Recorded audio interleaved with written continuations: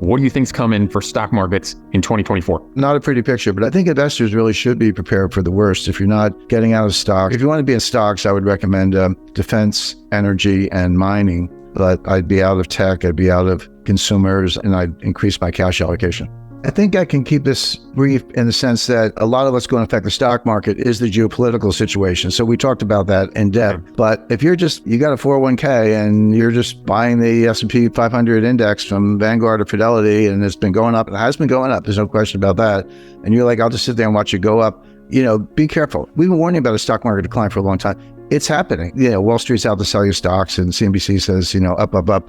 There's nothing I see that's going to make that better. I don't think the Fed's done raising interest rates. I remember the 1970s, the stock market peaked. Dow Jones peaked in 1969. It didn't get back to that peak until 1982. Now, 1982 was the beginning of one of the greatest bull markets in history, grant that, but 69 to 82 is 13 years. It went sideways. Now, again, there's volatility and dips and peaks, and I'm not saying you can't make money, but I'm saying that there's a 13-year period when the stock market ended up where it started, number one, around 1,000 on the Dow. When you adjust for inflation, because we had massive inflation in the late 1970s, it was still down. That's 13 years. That's going to get worse because the U.S. is heading into recession, and we may be in a recession. And everyone's like, wait a second. Yesterday, GDP was up 5%. And it was up 5%, but it was very heavy on consumption and very heavy on inventories. Well, consumption, obviously, people don't realize when wholesalers and distributors build up inventory, that counts as GDP. Well, it's fine to build up inventory if people are buying the stuff. But if they don't buy the stuff and you're up to the rafters in inventory, you got to start writing it down. This is where you see, you go to the Gap and get like 10 shirts and 5 pairs of jeans for $30. I mean, this is what happens. They slash prices. They do 2-for-1 sales. They just move the merchandise. And particularly in certain areas, stuff goes out of style. The fashion industry is notorious. Who wants last year's coat or whatever. So then the inventory situation comes down to the consumer. Are people buying stuff? It looks like the consumers just hit the brakes. A couple of reasons for that. Number one is during the pandemic, you go back to 2020, 2021, what was going on? Well, starting with Trump in, I think, June 2020, he gave everybody a $1,400 check. If you had a heartbeat, you got a check. And then Trump did it again in December, just before he left office, it was another $600 check. Biden comes in and says, well, I can top that. And Biden does in February of 2021, right after he was sworn in. Here comes another $1,600 check. Then there was Build Back Better, the Inflation Reduction Act, which is actually the greenest scam. We were running deficits of $2 trillion a year for about 4 or 5 years. The total spending was higher than that, but that was the deficit alone was about $2 trillion a year. Well, the Americans got used to that. Thanks for the check. And then there was a deferment on student loans. You didn't have to pay your student loans for about at least 2 years, maybe a little bit longer. And then when people got those checks, they saved a lot of it. So what happened in 2023? People drew down their savings. The savings rate got really low, like 3%. It was up around 13% during the pandemic. It's a little over 3%, 3.5% right now, which is low. They spent the savings they had. They didn't make new savings. And then they turned to the credit cards and ran up their credit card balances. Well, that feels good for a while. But then if you're paying the minimum and rolling over the balance and you're at your limit, your credit limit's used up, and the interest rates are 20%, some of them are 28%, you're going to double that balance in 3 years. So if you're like, I'll just pay the minimum this month and I'll figure it out, your balance is going up because the interest is compounding faster than you're paying it down at 20 to 25%. People are tapped down on the credit cards. They've used up their savings. They're getting into a deeper hole because the interest is compounding faster than they can pay off the credit cards. It is showing up in things like gasoline consumption. It's way down. The demand for gasoline is what comes called inelastic, meaning you just have to buy it no matter what the price is. You got to take the kids to school or get to work or go shop, whatever it is. You're just going to buy the gasoline even if you don't like the price. By the way, lately prices have been coming down a little bit, which is another, that sounds good, but it's actually a bad sign because it's disinflationary, which kind of leans in the direction of a recession. But for gasoline consumption to drop, forgetting about the price, that means people are not driving. They're not going on vacation. They're not doing road trips. They're not driving any more than they have to. There are a lot of other signs. We don't have time to get into all the technicals with negative swap spreads and inverted yield curves and all the rest. But it does look like the consumer slammed on the brakes. The stock market's starting to wake up to that fact. So I would say it's a pretty simple recommendation, Matt. Reduce your exposure to stocks overall. Increase your exposure to cash. You won't lose money on cash, assuming that inflation is not bad, and it'll give you a lot of optionality. You can go, if things get really, really, really bad, if you have cash, you can go shopping and find some bargains. But if you're in stocks and they go bad, you're just going to lose that money and never see it again. And if you do have stocks or some stocks, I wouldn't do the index funds. I would look at energy, defense, not for good reasons, there's not for wars going on, but defense will do well, and mining because, gold and silver prices and strategic minerals will do well. So defense, mining, and energy are the sectors I'd be in. I'd lighten up on tech, get out of everything else, go to cash. Treasury notes look attractive here because interest rates are going to start to come down. I know they've been going up, I get it, but it looks like they peaked and have turned around. So treasury notes, a good 2-year note, a 5-year note will perform very well, and they're very safe, obviously, and just take it from there. But you've got to be tuned into the geopolitics to understand the stock market. You can treat them as separate subjects, but if the world's falling apart, that's not good for stocks. I'm going to start with Ukraine. And the interesting thing about that is, of course, the war started, well, I would say it started in 2008 when George Bush declared that Ukraine should be a member of NATO. That was really the beginning of everything that's happened ever since. The U.S. was spent years kind of provoking this war. But the Russian special military operation started in February 2022. So we're about 2 years into this at this point. And I live in Portsmouth, New Hampshire. I'm here now, and we got our share of conservatives, but it's a pretty liberal town. And there's a section, an older section, where it's like all super liberals. And I remember in the spring of 2022, everybody had Ukraine flags out. They took down their Black Lives Matter banners and put up Ukraine flags everywhere. And I just looked at it. I had an open mind. I don't like to jump at conclusions. And I saw that Ukraine is the most corrupt country in Europe, one of the most corrupt countries in the world. It's an oligarchy. It was a money laundering machine for the Democratic Party. We sent the money and they sent it back, a lot of it in the form of campaign contributions. And a large percentage, maybe half the population are Russian speaking, really consider themselves Russians. And I said, what's so great about Ukraine that U.S. is supposed to go to the brink of World War III over it? But I kept an open mind. The more we went down that timeline, the more it was clear that Kiev, Ukraine, was just a corrupt skim operation. They'll take all the money we can give them, buy themselves houses in, Dubai or Miami or Switzerland or wherever, and, fight to the last Ukrainian. 400,000 dead. That's a conservative estimate. The actual number is probably higher, just on the Ukrainian side. 400,000 dead for what? But everything about the war was misguided. The plan, if there was a plan from the neoconservatives, the warmongers in Washington, the State Department, White House, their plan was, we'll give them the money and the weapons, let them do the fighting. The Russians will come in, we'll bleed the Russians, we'll put sanctions on their economy, crush the ruble, cut off their exports of oil, cut off their revenue, kick them out of the bank message traffic system, kick them out of SWIFT, freeze the assets of the Central Bank of Russia. And not only will the military be depleted, but the Russian state will have economic unrest, will be a popular uprising, they'll overthrow Putin and we'll march into Moscow. That was actually the plan. As ridiculous as that sounds, that's what they were thinking. It was never about Ukraine. It was all about defeating Russia, getting rid of Putin, and kind of running up a NATO flag over Red Square. None of that has happened. Everything about it was wrong and misguided at the time. And I said so at the time. I teach a course in economic warfare at the U.S. Army War College. You said I was a former advisor to the Pentagon. I guess I still am. I do teach this course. I talk to people in the military on a regular basis. But I said in April 2022 that the sanctions wouldn't work. They would backfire. It would not hurt Russia. It would hurt us more than it hurt them. It would hurt Europe more, etc. And the Russian army they do get off to a slow start, but they finished the job. Anyway, all those things have played out exactly as I said. So they may unleash a complete missile bombardment from southern Lebanon that could hit major Israeli cities, Haifa. I've been to all these areas. If they unleash this, then Israel will certainly fight back. So then you're going to have a two-front war. And this is where the U.S. might get involved, at least with air power. But here's the big question. Does anyone attack Iran? And there's good reason to think that we're at the point where the U.S. and Israel, and obviously the U.K., are in on this.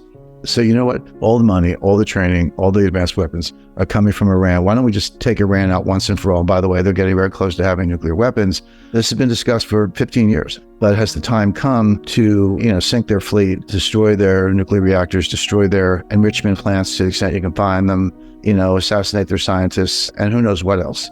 I'm not saying that's going to happen. Hopefully it doesn't, because it's getting close to World War III, but that could be what happens next through an escalation process. Gaza, Hezbollah, just take out Iran, be done with it.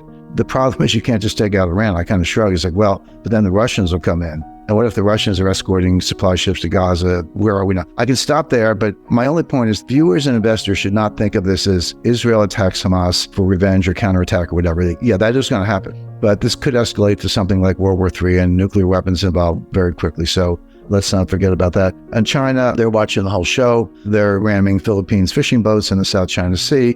Why do we have a war in Ukraine, a war in Israel, and something close to a war in the South China Sea, and other trouble spots around the world, Syria, Iraq, etc., all of a sudden? It's because 2 years of Biden and nobody's home and they're taking advantage of it. Everybody else in the world says, hey, here's my chance. When we say bond markets, Matt, we have to be careful which bond market. I'm talking about the U.S. Treasury bond market. Short-term treasuries, 4-month bills, 6-month bills, up to 1 year. From 0 to 1 year, they're called bills. From 2 years to 20 years, they're called notes, and the 30 years called a bond. So if you're an expert, you say bills, notes, and bonds, but they're all treasury securities. So I just want to be specific. We're not talking about corporate bonds, just to be clear, because those are made very poorly. If companies are going to underperform, we're going to go into a recession, you're going to see bankruptcies increase. Those corporate bonds are going to get hammered, but certainly junk bonds. So we're talking about U.S. treasuries. The funny thing now is that the highest yields in the U.S. treasury market are in like a 6-month bill. Like, wait a second, shouldn't I get more if I buy a 30-year bond, or shouldn't I get more if I buy a 10-year note? It's a longer maturity, more stuff can happen, inflation, credit downgrades in the United States, bank freezes.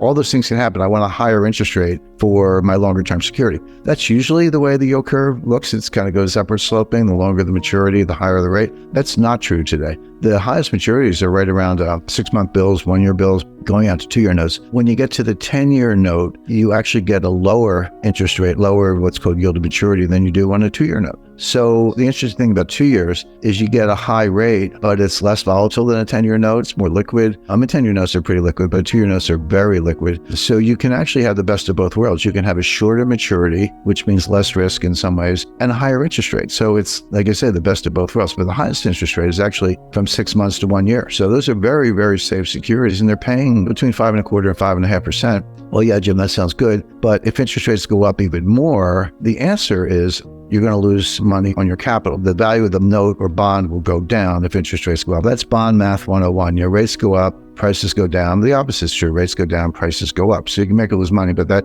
inverse relationship kind of throws a lot of people. But yeah, buying a 2-year note that yields about 5.1%, very liquid, very safe, good return, more than your bank will pay you, more than most stocks will pay you. Why wouldn't you do that? Well, the answer is, if you think the 2-year note is going to go to 6%, you might not like it, because you're going to, if you hold it for 2 years, you'll get your money back. But if you want to sell in the meantime, you're going to have a capital loss. So therefore, the next level of analysis is, well, what's going to happen to interest rates? Everybody wants to know that. In my view, they've peaked. They're going to come down. And if you like that action, you might prefer the 10-year note, because a longer maturity, so interest rates come down a certain amount, 25 basis points, 50 basis points, or whatever.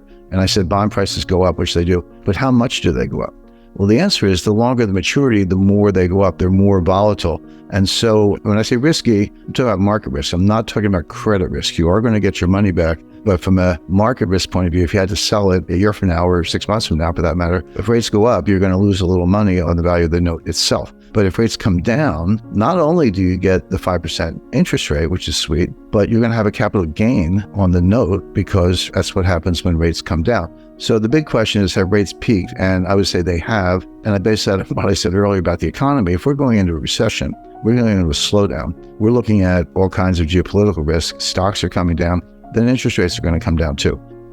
The old cliche, which is true, a week is a lifetime in politics. Well, that's true. I hate cliches, but that one happens to be true. A week is a lifetime. A lot changes. And the answer I gave is, well, we're doing this now because the election is happening now. There'll be election day in 2024, a lot of early voting these days. I guess it really starts in September, whatever. But the election is happening now because things are happening that are going to determine what happens by the fall of 2024 in particular. Meanwhile, the world's blowing up. By the way, those two things are not coincidental. Oh, war in Ukraine, war in Israel, something close to war in the South China Sea. Oh, gee, it's too bad we don't have a leader in the Oval Office.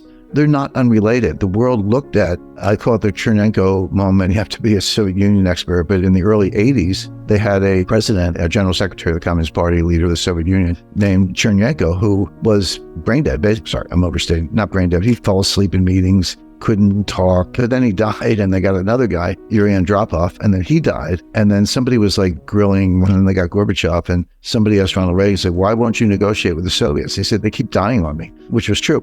But we, obviously the intelligence community, knew that Chernenko was mentally incapable. And it doesn't get better. If you know anything about progressive cognitive decline and the kind of diseases, there are no cures. There are treatments, but there are no cures, and then you die.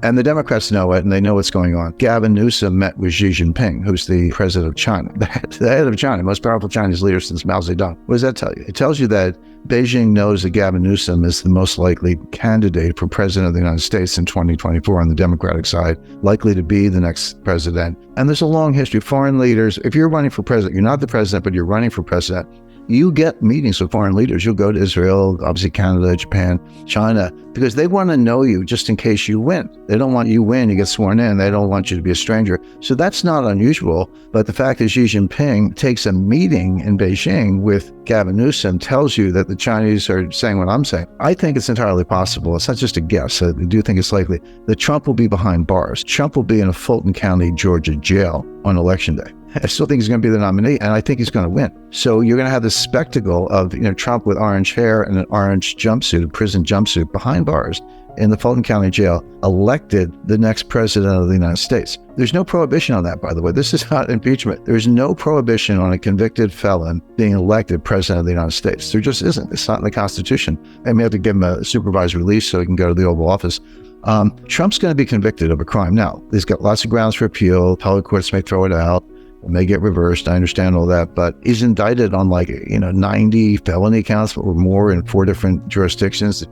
But it's important to know that the world economy is slowing down. Germany is in recession. Japan is very close to it. UK, very close to it. Canada, I'm hearing nothing but bad reports, housing market collapse, etc. China may not technically be in recession, but it's slowing rapidly. The thing with China, it's the second largest economy in the world. They've been growing at 10%, 10% for over 20 years. When you compound something at 10% for 20 years, you're going to increase it by a factor of 10 or so over that time period, but not now. They're almost certainly below 5. They're going to print 5 because they make up the numbers if they have to. But when you strip out wasted investment, investment that you build a massive train station with 128 escalators and marble walls, but nobody goes there and the tickets are $10. You can't pay for that. It doesn't produce any wealth. It just creates jobs. The real estate sector is collapsing. That's been the biggest driver. People are not stepping out to buy houses. They're not taking the bait. Lower interest rates haven't helped. China's in a massive slowdown. Whether it's technically a recession almost doesn't matter, because when an economy that big slows that much, it drags the world down with it. So China's not going to save us. Europe's not going to save us. And this is new. I'm going to throw another wild card here. It's a bit of a stretch to think the U.S. is going to dodge this bullet. If China's slowing down, Germany's in recession, Japan's getting close to recession, Canada, UK, emerging markets, the whole world, plus what we're looking at in the Middle East, the idea that the United States is going to boom while the whole world is going down is just not true. Globalization may be yesterday's news, but it's not over. Supply chains are still global, and we're seeing a lot of problems in the U.S. But the U.S. has been doing better than the rest of the world. The rest of the world's not doing well at all, and particularly China, and the U.S. is going to follow the world into this global recession.